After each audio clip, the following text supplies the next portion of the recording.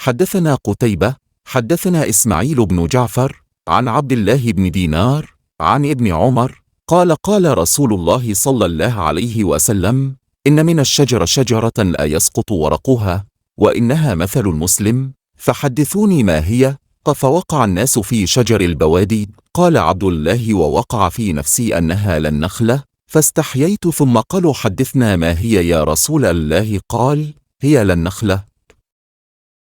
narrated a being فاصلة عليا ومور.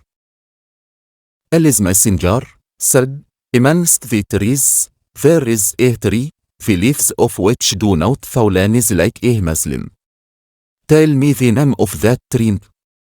Everybody started thinking about the trees of the desert areas.